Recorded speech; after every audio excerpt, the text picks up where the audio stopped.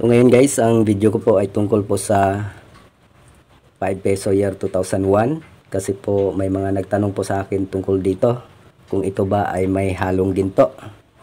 Basahin ko lang po yung mga tanong. Idol, pakigawa naman ng video tungkol sa 5 peso year 2001 kung may halong ginto ba.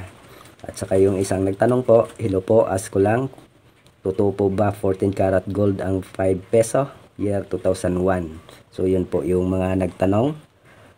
Ito guys, may hinanda rin po akong 14 karat na alahas.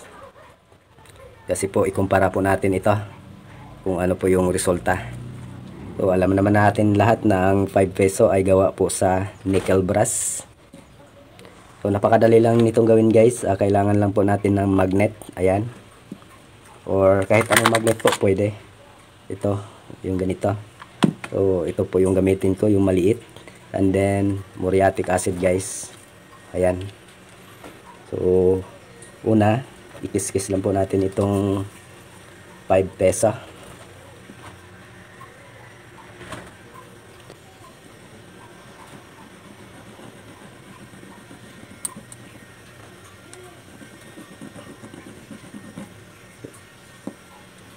So ayan po. At saka itong alahas guys, para po makumpara natin.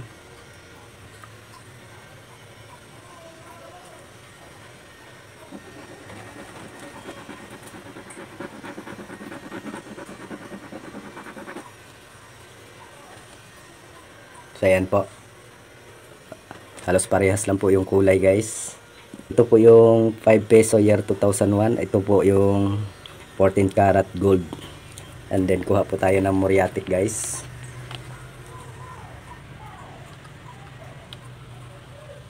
So yan po.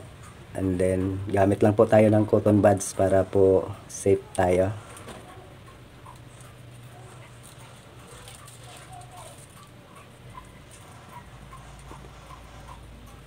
So yan guys, antayin lang po natin yung resulta. Pag nabura po sa muriatic yan guys, ay ibig sabihin po ay walang halong gold ang 5 peso. So ilagay ko na lang po dito sa screen yung mga nagpa-shoutout.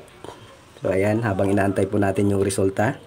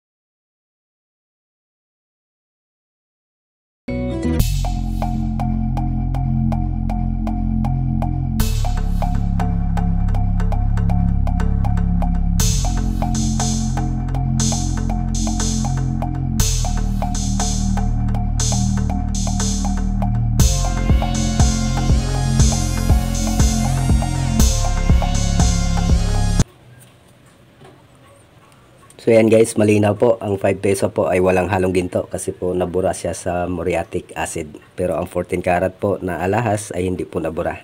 So po itong video na ito ay nakatulong po sa inyo para po hindi na po kumalat yung mga chismis na ang 5 peso po ay may halong ginto. So yun lang po, maraming salamat. God bless, ingat po tayong lahat.